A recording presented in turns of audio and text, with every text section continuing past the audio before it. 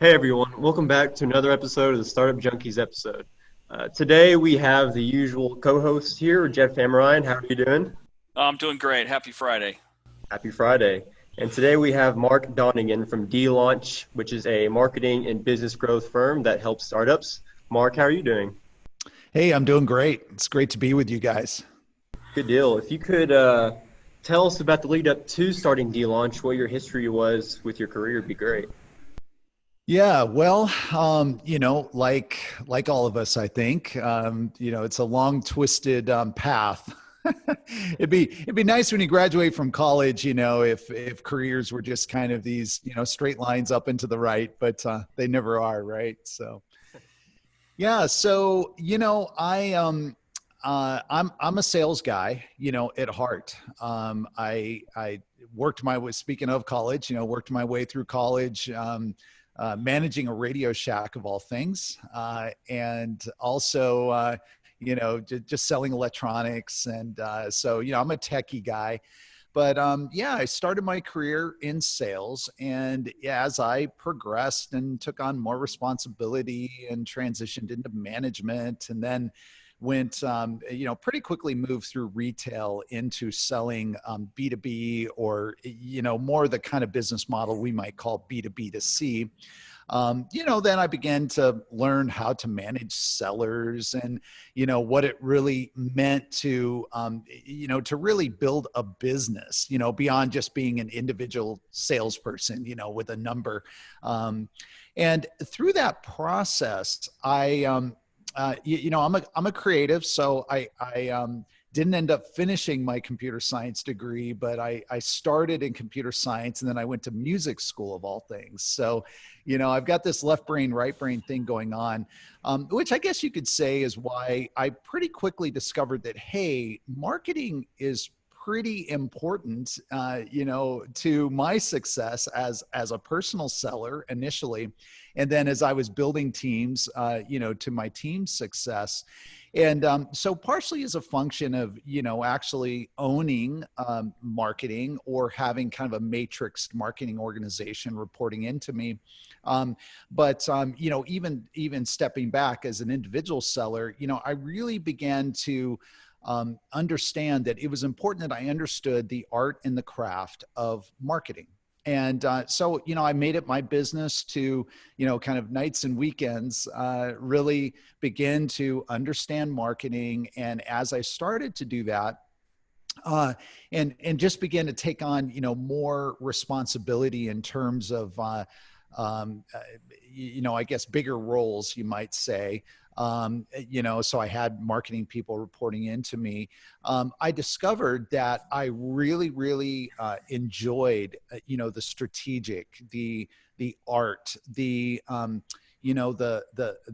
and the science of marketing. And so that over years took me on a journey that, is where I am today, where I really focus my efforts, and where my superpower is, if you will, is in designing go-to-market strategy for technology-oriented businesses that are, either just beginning to come to market, or maybe have just reached product market fit and are now saying, hey, we know that there's a market for, what we built. Now we need to scale up.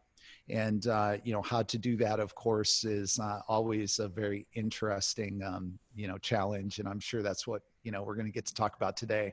So. Yeah, well, talk about some of that.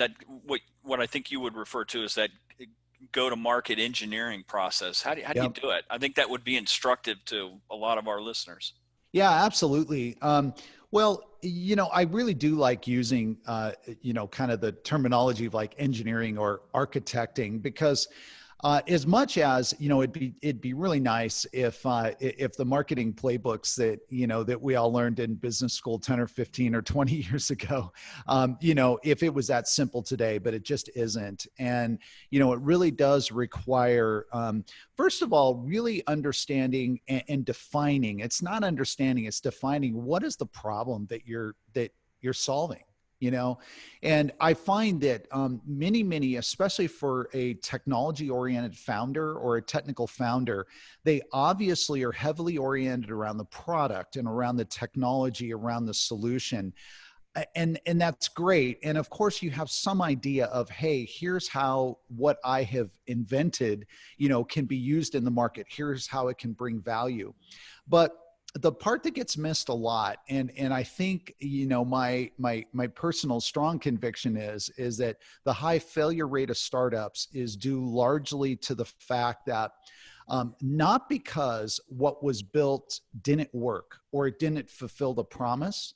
I find that most of the time the technologies are real, the innovation is real, the solution is real, it can add real value. So the failure of the company or the startup was not because, you know, they promised something they couldn't deliver, but it's because they failed to educate the market as to the problem that this invention would solve. And so the first step in go-to-market is to very clearly define what the problem is that you're addressing, and then to craft a point of view, which is to say, here is the problem, here's why there needs to be a solution, and here's the solution. And obviously the solution is, you know, what we have, you know, what we've invented, what we've created, what we're bringing to market. And for selling into enterprises, you have to put it in language that they understand. It has to be in the language of the customer, right?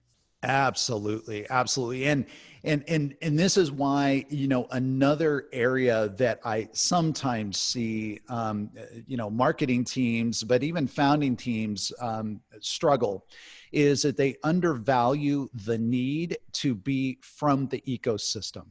Now, you know, there's an important distinction here because sometimes, especially hiring for sales, you know, there's the notion of, hey, we need to hire someone with a Rolodex, right? And the notion is, you know, we have a list of our top 50 or 100 targeted customers. Let's go find someone who can, you know, with one call, get us in, get a meeting. I'm not talking about that. That's not what I'm talking about here when I say ecosystem. What I'm talking about is a really firm understanding of how the constituents, both that you may compete with or that you may interface with, but even those who are outside of, you know, what your role is in the ecosystem, how they function, how do they communicate, you know, what technology trends are they tracking? Are they conservative? And I don't mean conservative politically. I mean, are they, you know, are they late adopters? Are they early adopters? Are they innovators? Or where are the winds of the industry blowing? So maybe it is a more traditional, you know, sort of conservative industry, but maybe the winds are blowing heavily so that there's disruptors who are still sort of brewing underneath the surface. But if you're in the ecosystem, you can detect, hey, there's ripe disruption. Here's where it's going to come from. And this perfectly either, you know, dovetails to what our product or our solution is, or we can partner, and we should partner, and we should really help amplify, you know, this trend. So those are some very, it's critical to be from the ecosystem and have a command of the ecosystem. And you have to be a bit of a behavioral scientist and a bit of an anthropologist, and that's right. And you have to understand the kind of the power map and the political landscape of how internal decisions in enterprises get made too. Depending upon the size, there's always an element there of economic decision makers and technical influencers and saboteurs, and they all kind of play a role in the whole process. Boy, look out for that saboteur, you know, and very often, you know, I think anybody who has sold B2B and especially sold technical solutions, you know, has a story to tell of a very large deal that was killed by technically the lowest ranking person in the room, you know, and yet when you do a postmortem, you have to say, you know what, it largely was because this person who either got completely discounted because they were the lowest ranking or the, you know, whatever, but because they were a domain expert and because the enterprise trusted them in their role to advise, and they advised against, and therefore the whole deal went sideways. And so, yeah, it's so critical, to map the buying journey, but also the constituents who are involved in that whole buying process, if you will. Matthew, jump in there. Don't let me dominate all the airtime. Yeah, I think that's something that'd be really important to our listeners is if I was running a startup, what advice would you give to me for a marketing hire, specifically my first one? Wow, that is a fabulous question. And really, not just because I say, hey, that's a good question, but this is so critical. Your first marketing hire is, I think it can make or break whether a company gets off the launch pad and with how much velocity and therefore how high they get or not. And so without defaulting to a whole lot of it depends and what's your budget and all the caveats, let me answer the question more from how to think about it. And then let me share some easy pitfalls that I think would be sort of conventional wisdoms that actually you don't want to follow. So first of all, your first marketing hire, there's a couple paths to go, and one default is, hey, let's go hire a superstar out of a name brand company. And so that could be a name brand company in the particular sector or the vertical that you're competing in. It might be just adjacent, but this is a very natural, especially in Silicon Valley. Hey, let's go hire someone out of the hottest, latest unicorn. Let's go get some superstar, right?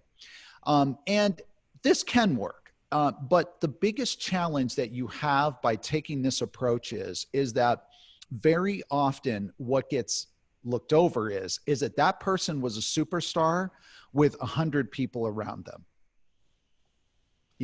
You are a startup of one, meaning the marketing team of one. It's your first hire, right? And sure, maybe you've got a couple contractors, you have an agency you've been working with. So it's not that there's zero marketing, but it's a team of one. And very rarely does that superstar who came out of that big unicorn, that went from $50 million a year in revenue to $800 million in 3 years. We all know the stories, right?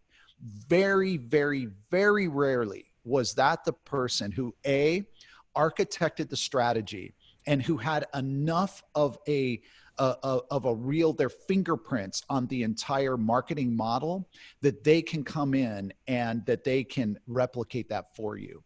And so it's sometimes, I'll say a little bit of bad pattern matching that happens, but this is a really, really common trap. Very common trap. And so what ends up happening is you get that person, you have to throw a ton of money at them. You've got to throw a bunch of equity at them. You finally get them, everybody's stoked, and then nothing happens. And everybody wonders, how could this be? It's actually not the fault of that person. That person, absolutely, they perform their role. They are, by all means, often a rock star. But the problem is that they are not a builder from a team of one into the team of 100. So that's one mistake to avoid. Yeah, there's a lot of trench warfare and knife fighting in the early days that a growth-oriented person that turns the crank on a machine is not going to be prepared for. Absolutely. Absolutely. And so, so we can look at that scenario and say, okay, so that's just hiring for the wrong stage of the company. But my answer, we need to unpack this a little bit further because it's a little bit more involved than that. So then another kind of on the opposite side, if you will, would be a founder could look at that and say, hey, and a lot of this just comes down to dollars and cents, right? It's like, oh, I would love to hire that person, but I can't afford them. So let's just go find, the most capable person that I can afford, right? So what ends up happening there is that You bring in somebody who is maybe in the earlier days of their career, but they're a hard worker, they're smart, you're able to afford them. They're so happy for the opportunity. So boy, they come in, they're ready to go, and they say, all right, so what's our marketing strategy? What am I supposed to do? Right? And now the CEO or the founder who often it comes from a technical background, who in their, very often these folks have come out of, Google, Facebook, Microsoft, Apple, in other words, they've had huge engines around them. They have not necessarily had the marketing exposure. So they're kind of like, well, I don't know. Put more LinkedIn posts up, run some Facebook ad, whatever, whatever the playbook is that, maybe one of their, colleagues or someone in their startup accelerators running, or, or just whatever they read, the latest blog post. Well, let's go do this. Then the problem is, and marketing fails because, you have someone who can execute. You have a bright, eager, they're a quick learner. So you found someone, but there isn't a strategy. So here's the playbook that works best for your first marketing hire. If you can find somebody that you can attract who has built that company, built that marketing strategy from 0 to 1, meaning that, maybe they're coming out of that big brand company.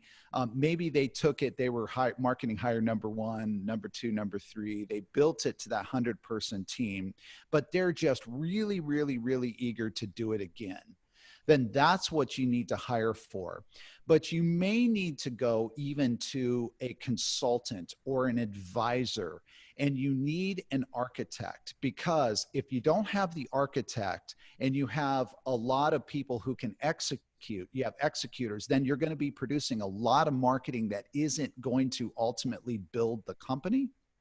On the flip side, if you have someone who is kind of at that senior, management level, but still had kind of a playbook that was ultimately handed to them, and yes, they're able to scale. So you tell them, hey, we need to hire 10 more people for the demand gen team this quarter. Well, they'll get it done, and they'll get it done well. They'll hire 10 good people, but the demand gen strategy is handed to them. Then they're going to fail. So what you want to do in that first marketing hire is you want to either amongst the management team agree that, hey, you know what, between us, the 3 of us, there's 2 of us that actually do have a pretty good understanding of marketing. We're going to spend time to build the strategy. Let's go find an implementer. Or you may say, you know what, between the 3 of us, we're all product people, we're all engineers, we don't, marketing, we don't understand. We have to go find somebody either as a consultant, as a, in some sort of advisory role, or hire someone full-time who can build the playbook, and then the playbook can be executed sometimes, especially in the early days, can be executed by contractors or by freelancers, or maybe you're able to hire some more entry-level folks to initially begin to execute. But without that playbook, it's going to be tough to win. It's good. I mean, right people in the right seats, right time, right mix of contractors outside and inside, and a lot of it is talking to mentors and advisors and getting good guidance to make sure that you make those right steps. But you have made some comments in the past where you said, and it's the same is true for building a culture of innovation, but the idea that demand generation is not isolated to one particular functional group. Talk about absolutely. that a little more. Yeah. That's something, I found to be true. And I don't actually believe in a demand gen function. Now, if I just stopped there, it'd be like, well, is this guy living on Mars, or, like where is he from? Like there's demand gen is central to marketing teams, regardless if you're a SaaS business model or not. What I mean by this is that all of marketing today is demand generation. And what I don't buy into and what I don't advise the startup founders I work with to do is to carve out a vertical, a team, a function that is, here, I've got a manager, I have these, these people, and they wake up every day and they do my demand gen. Now, with the B2B buying journey becoming so fragmented, demand generation it gets woven through everything marketing does. It gets woven through the full buyer's journey. There is no process that is, okay, demand generation did their job. They produced this number of MQLs. We've modeled that, this number of MQLs, 1,000 MQLs a month is going to allow us to meet our number. Therefore, marketing is meeting their KPIs. Hey, yay for marketing. Too bad sales can't close anything. And I see way too many organizations that are structured this way. Sometimes it can even be flipped, right? Sometimes it can be, hey, sales is making it happen, but marketing is not performing on their MQLs. The fact is that all of marketing and sales needs to be fully aligned and fully integrated, measured largely on the same things. And it should not be the case that marketing can be meeting its KPIs and sales is not. Everyone rises together and everyone fights the war together if it's not, going in the right direction. And so in terms of demand generation, yes, there is absolutely the functional roles. There is the tactics. There's the strategies of, quote, demand generation. But at the end of the day, if you're selling a, multi-high 6-figure or 7-figure software license, there's a very different demand generation process than if it's a $4.99 a month SaaS model where you're basically trying to get somebody to sign up on their corporate, credit card, for example.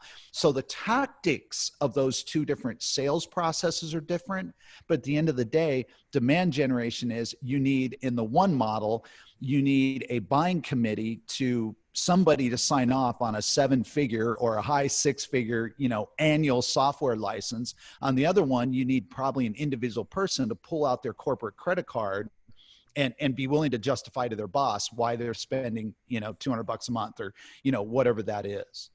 But so demand generation, the tactics are different, but it's demand generation. I need a buyer to take action. Yeah, interesting. We've seen entrepreneurs that have had some degree of success in really understanding B2C customer acquisition and how all that works. And then they think, well, I'm going to go sell something to the enterprise, which at times can be a highly consultative sales process. Yeah. And they assume that all the math that they understood and the algorithms and everything are going to apply. And they're normally sadly disappointed when they realize it doesn't. There's still this process where at some point a sales engineer or closer has got to build confidence with that customer to actually close the deal. I'd be interested in your thoughts about B2C versus B2B and how those things, the art and science of the difference, I guess. Yeah. Yeah. It's super interesting because, B2B at the end of the day, all marketing is H to H is what I like to say. So human to human. And a lot of people are talking about this now. So, this isn't some big major new revelation, but I think it does help frame the, in some ways, a lot of the B2C motions are the tactics are different in B2B. It's true. But at the end of the day, I'm still selling to a human. And if that human doesn't connect with me as another human, even at the most basic relationship level, I'm not going to close the sale.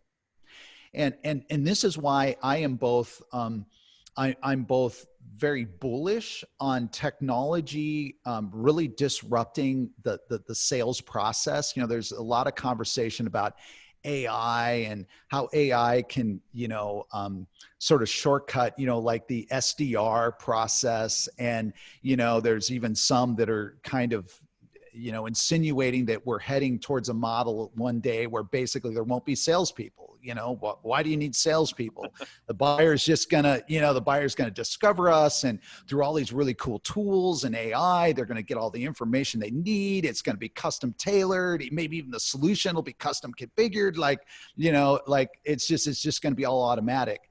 And I believe that, technology absolutely can make us better sellers. It can improve the sales process, but at the end of the day, it's a human. And as long as there's a human, until there's literally a machine who's making that buying decision, as long as there's a human, there needs to be another human involved in the process.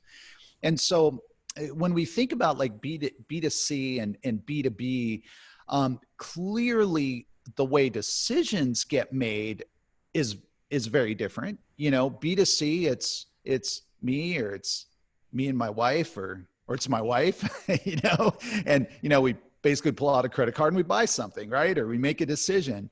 B2B, it's far more complex, but at the end of the day, just like, if I'm thinking about buying a car, or buying anything, for just me personally, so like a B2C type transaction, if I don't connect, with the salesperson, if I don't connect with the company, which usually the salesperson is that representative, I'm probably not going to buy. I'm certainly not going to buy from that store. But it's the same. And I think there are on the business side, in my observation, there are very, very, very few transactions where the technology or the service is so unique that even if I don't really like you, I kind of have to buy from you. Yeah. There are some, but that advantage is not going to last long, because there will be a competitor, there will be an alternative. And so knowing that to be true, I just have found that, it's just so important. And this gets back to my earlier comment about understanding the ecosystem and being a good participant, in the ecosystem. And that goes to, attending conferences, attending trade shows, not to walk around and get leads, but to walk around and build relationships, so that when people see me, they automatically have that, oh yeah, that's a guy, I heard him speak on this panel. Wow, I liked what he's pretty sharp. We should go talk to him. And it's through that then I'm creating opportunities to then talk about what it is that my company, is selling, and hopefully can sell to, to that customer, that potential customer. One quick analogy. It's the very same way in the early stage investment space. The Jobs Act in 2012 came along, and people assumed equity-based crowdfunding was going to eliminate the need for all those personal relationships with VCs and with angels.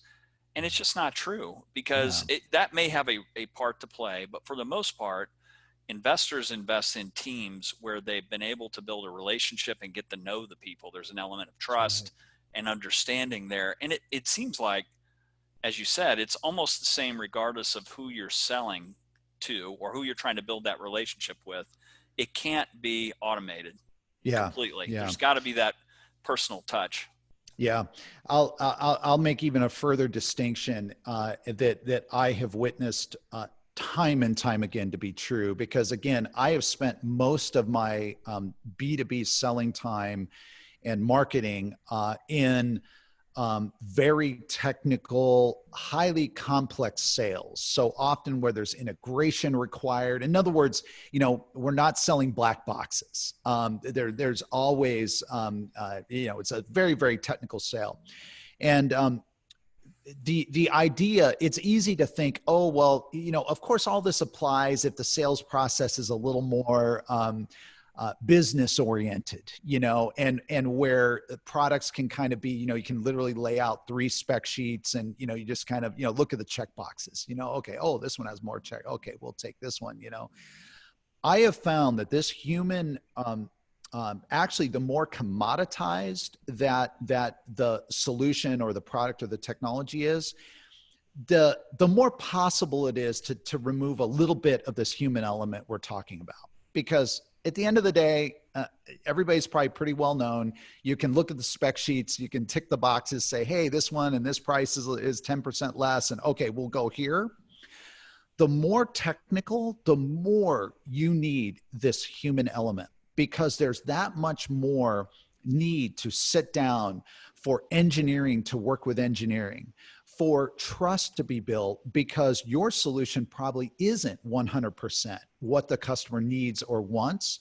And so therefore, if they don't believe you as humans, you know, that you will work with them, that you can be trustworthy, that you're going to deliver, then they're not going to buy your solution. And so the distinction that I think is also very important for an early stage founder is that the more technical your solution, actually, the more you need to invest in the human element.